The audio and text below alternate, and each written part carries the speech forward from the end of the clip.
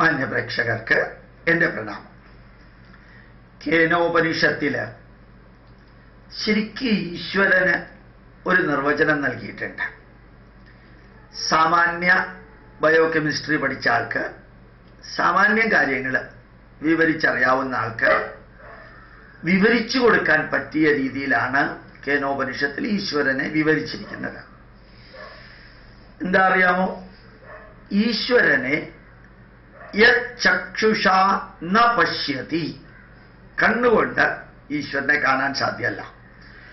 ഏന ചക്ഷുംഷി പശ്യതി, ഈ കണ്ണ് ഉപയോഗിച്ച് നമ്മൾ മുമ്പിലുള്ളത് പലതും കാണുന്നുണ്ട്.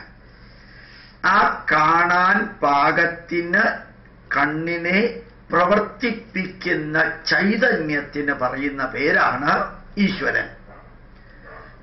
ചക്ഷുഷാ ന പശ്യതി, കണ്ണുകൊണ്ട് കാണാൻ സാധ്യമല്ല.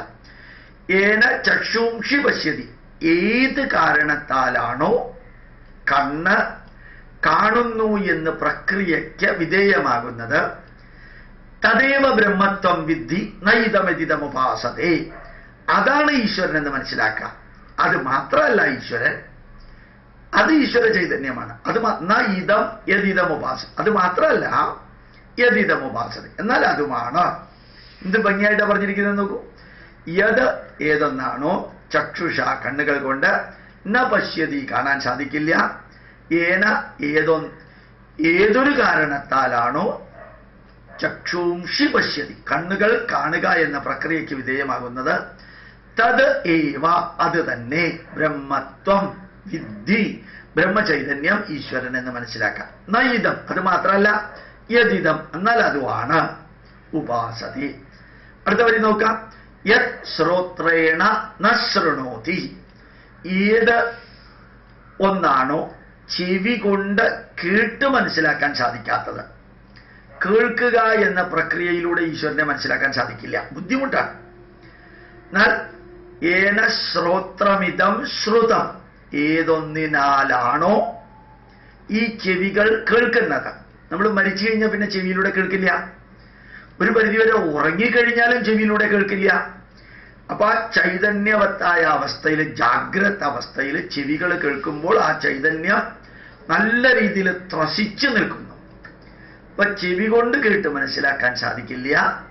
ചെവിയെ കേൾപ്പിക്കുന്ന ചൈതന്യം ഏതാണോ, തദേവ ബ്രഹ്മത്വം വിദ്ധി നൈതമിതമുപാസതേ, അതാണ് ഈശ്വര ചൈതന്യമെന്ന്. എന്നാൽ അത് മാത്രമല്ല ഈശ്വര ചൈതന്യം എന്ന് മനസ്സിലാക്കാം. യത് മനസാന മനുതേ, മനസ്സുകൊണ്ട് മനനം ചെയ്ത് ഈശ്വരന് രൂപഭാവങ്ങൾ നൽകി ആരാധിക്കാൻ സാധാരണക്കാർക്ക് ഒരു പക്ഷേ സാധിച്ചു എന്ന് വരും. എല്ലാ മതത്തിലും രൂപഭാവങ്ങളുണ്ട്. ഇപ്പൊ നിങ്ങൾ പള്ളിയിൽ പോയി നോക്കാം, പ്രതിമകളെ ആരാധിക്കരുതെന്ന് ബൈബിള് പറഞ്ഞിട്ടുണ്ടെങ്കിലും നിങ്ങൾ ഈജിപ്തിൽ ചെല്ലുക, അവിടെയുള്ള അശേര വിഗ്രഹങ്ങൾ തകർക്കുക, പൂജാഗിരികൾ തകർക്കുക, ഞാനല്ലാതെ മറ്റൊരു ദൈവം അവിടെ ഉണ്ടാവരുത്, എന്നെ അല്ലാതെ മറ്റൊരു ദൈവത്തെ ആരാധിക്കുന്നവരെ വധിക്കാൻ നിങ്ങളുടെ കൈകൾ ഉയർത്തട്ടെ, അവരെ സംരക്ഷിക്കാൻ നിങ്ങളിൽ ആരെങ്കിലും തുനിഞ്ഞാൽ അവനെ ഉന്മൂലനം ചെയ്യാൻ നിങ്ങളുടെ കൈകൾ ഉയരട്ടെ എന്ന് പറയുന്ന ഒരു ദൈവം, തനി തീവ്രവാദിയായ ടെററിസ്റ്റ് ഒരു ദൈവം. ആ ദൈവത്തിന് പോലും രൂപഭാവങ്ങൾ പാടില്ല എന്ന് പറഞ്ഞിട്ടുണ്ട്. എന്നിട്ട് പള്ളികൾ തോറും സെയിന്റ് സെബാസ്റ്റ്യനും സെയിന്റ് ജോർജും സെയിന്റ് ഫിലോമിനയും സെയിന്റ് അൽഫോൺസയും സെയിന്റ് ചാവറയച്ചനും പിന്നെ നീലകണ്ഠ പിള്ളയും സെയിന്റ് ആവാൻ പോകുന്ന പിള്ളകൾ, മേനോന്മാര്, നമ്പൂതിരിമാര്, നിങ്ങളുടെയൊക്കെ രൂപം വെച്ചിട്ടുണ്ട്. അതെങ്ങനെയാ? പ്രതിമ പാടില്ലെന്ന് പറയുക, എന്നിട്ട് ഇവിടെയൊക്കെ പ്രതിമ തന്നെ വെക്കാം. പ്രതിമ പാടില്ല എന്ന് പറയുക, എന്നിട്ട് ഈ മുസ്ലിങ്ങൾ പലരുടെയും ഈ ശവ കല്ലറ ആരാധിക്കുന്നു, അതിൽ പൂവിടുന്നു, അതിൽ നാണയമിടുന്നു, അതിൽ ചന്ദനത്തിരി കത്തിക്കുന്നു, അതിൽ കർപ്പൂരം കത്തിക്കുന്നു, അതിൽ മെഴുകുതിരിയോ വിളക്കോ എന്തെങ്കിലുമൊക്കെ കത്തിക്കുന്നു. ഈ വ്യക്തി ആരാധനയും രൂപാരാധനയും പാടില്ല എന്ന് പറയാ. എന്നിട്ട് കാബയ്ക്ക് ചുറ്റും പ്രദക്ഷിണം വെക്കുക, കാബയ്ക്ക് അകത്തുള്ള കല്ല് ആരാധിക്കുക, സാത്താൻ പ്രതിമയുടെ രൂപത്തിൽ ഒരു കല്ല് വെക്കുക, എന്നിട്ട് അതിന് നേരെ കല്ലെറിയുക, അതൊരു പ്രതിമയായിട്ട് എടുക്കുക, എന്നിട്ട് ഖുറാനിലെ വരികൾ നല്ല രീതിയിൽ എഴുതിയിട്ട് ഫ്രെയിം ചെയ്ത് വെക്കുക, എന്നിട്ട് അതിന് വിളക്കെത്തിക്കുക. അപ്പോൾ പ്രതിമ എല്ലാ സ്ഥലത്തും ഉള്ളത് തന്നെയാണ്. അപ്പോൾ സാധാരണക്കാർക്ക് മനസ്സുകൊണ്ട് മനനം ചെയ്യാൻ ഏതെങ്കിലും രൂപം വേണം. പക്ഷെ അത് രൂപം മാത്രമാണ്, അത് ബിംബമാണ്, അത് പ്രതിബിംബമാണ്, ഇമേജാണ്. അതല്ല ഈശ്വരൻ. നമ്മൾ കണ്ണാടി കാണുന്നത് കണ്ണാടിയെ കാണാനല്ല, കണ്ണാടിയിലൂടെ നമ്മളെ കാണാനാണ്. അപ്പൊ നമ്മളൊരു ബിംബം വെക്കുന്നത് ആ ബിംബത്തിലൂടെ, ഇമേജിലൂടെ ഇമാജിനേഷന് വേണ്ടിയിട്ടാണ്. ആ ബിംബത്തെ നമ്മൾ ആരാധിക്കുന്നത് 5 സെക്കൻഡ് കണ്ണ് തുറന്ന് പിന്നെ കണ്ണടച്ച്, ആ കണ്ണ് തുറന്ന് അത് അകത്തേക്കെടുത്ത് 15 സെക്കൻഡ് കണ്ണടച്ച് ഈ ഇമാജിനേഷൻ, മെഡിറ്റേഷന് വേണ്ടിയിട്ടാണ് രൂപം. ഒരു ഭൂമിയെക്കുറിച്ച് പഠിപ്പിക്കാൻ കുട്ടികൾക്ക് ഗ്ലോബ് വെക്കുന്ന മാതിരി, ഗ്ലോബ് അല്ല ഭൂമി, ഭൂമി അല്ല ഈ ഗ്ലോബ്, എന്നാലും ഭൂമിയെക്കുറിച്ച് ഒരു രൂപം കിട്ടാൻ ചെറിയ miniature form of the globe വെക്കുന്ന, miniature form of the earth വെക്കുന്നത് മാതിരി, ഗ്ലോബ് വെക്കുന്ന മാതിരിയാണ് നമ്മൾ ഇമേജ് എടുക്കുന്നത്. അപ്പോൾ ഓർമ്മിക്കുക, കുറേ അങ്ങോട്ട് ഉയർന്നു കഴിഞ്ഞാൽ നമ്മൾ ക്ഷേത്രത്തിന്റെ ലെവലിൽ നിന്ന് അവതാരത്തിന്റെ ലെവലിലേക്ക് ഉയർന്ന്, ത്രിമൂർത്തി ത്രിശക്തി സങ്കല്പത്തിന്റെ ചിന്താമണ്ഡലത്തിലേക്ക് ഉയർന്ന്, പ്രപഞ്ച പുരുഷ സങ്കല്പത്തിലേക്ക് ഉയർന്ന്, പിന്നെ ജീവാത്മ പരമാത്മാവിന്റെ ലെവലിലേക്ക്, റിയലൈസ് ചെയ്യുന്ന ലെവലിലേക്ക് ഉയർന്നു എന്ന് വിചാരിക്കാം. ആ 5ാമത്തെ ലെവലിലാണ് പരമമായ ഈശ്വരനെ കുറിച്ചുള്ള സത്യമുള്ളത്. അപ്പൊ പറയുന്ന വരിയാണ് ഉപനിഷത്തിലുള്ളത്, യത് ചക്ഷുഷ ന പശ്യതി, കണ്ണുകൊണ്ട് കാണാൻ സാധ്യമല്ല ഈശ്വരനെ, ഏന ചക്ഷുംഷി പശ്യതി, കണ്ണുകളെ കാണാൻ പാകത്തിന് പ്രവർത്തിപ്പിക്കുന്ന ചൈതന്യമാണ് ഈശ്വര ചൈതന്യം.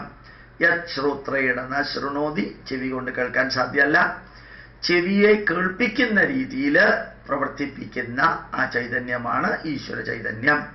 യത് മനസാന മനുതി, മനസ്സെന്ന് പറഞ്ഞാൽ തന്നെ എന്താണെന്ന് മോഡേൺ സയൻസിന് അറിഞ്ഞുകൂടാ. ആ മനസ്സ് എന്ന പ്രക്രിയയെ പ്രവർത്തിപ്പിക്കുന്ന ചൈതന്യമാണ് ഈശ്വര ചൈതന്യം. ഇങ്ങനെയുള്ള ഒരു ധന്യമായിട്ടുള്ള ഈശ്വര അതിൻ്റെ എക്സ്പ്ലനേഷനാണ്. ഹയസ്റ്റ് ലെവലിലെ കാര്യമാണ്.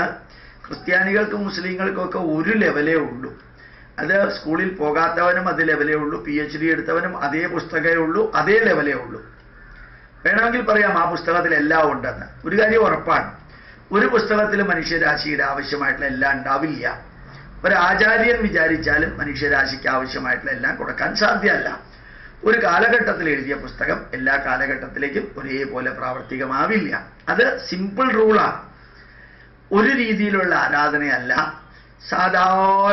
സാധാരണക്കാർക്കുള്ള രീതിയല്ല, വളരെ ഉയർന്ന ലെവലിലേക്ക് പോകുമ്പോൾ വേറൊന്നും.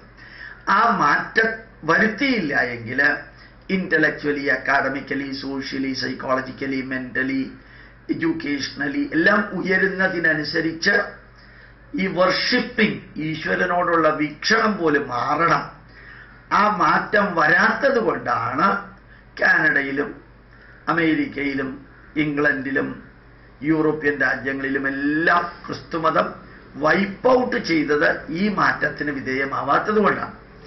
ഈ മാറ്റത്തിന് വിധേയമാവാത്തത് കൊണ്ട് തന്നെയാണ് ഇസ്ലാമിലെ തീവ്രവാദം അസാധാരണമായിട്ട് വളരുന്നത്. കാരണം ഒരു ലെവലേ ഉള്ളൂ. ഇന്റലക്ച്വലി ഉയർന്നു വരാനുള്ള സെക്കൻഡ് ലെവൽ, തേർഡ് ലെവൽ ഇല്ല. അപ്പൊ പിന്നെ ആ ലെവലിനകത്തുള്ളത് അങ്ങോട്ട് ഭയങ്കര സ്ട്രോങ് ആയിട്ട് പല ടെററിസ്റ്റുകളും ഹൈലി ഇന്റലിജന്റ് ആണ്. അവർക്ക് ആ ഇന്റലിജൻസും വിസ്ഡവും വികസിപ്പിക്കാനുള്ള ഹയർ ലെവലിൽ ഇല്ലാത്തത് കൊണ്ട് സംഭവിക്കുന്നത് കൂടിയാണ് അത്.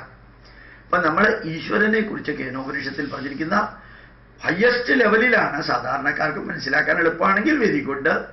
എന്നാലും ഞാൻ സിമ്പിളായിട്ട് വിവരിച്ചു. അതാണ് ഭാരതീയ ഈശ്വര സങ്കല്പം. പ്രണാമം, നമസ്കാരം.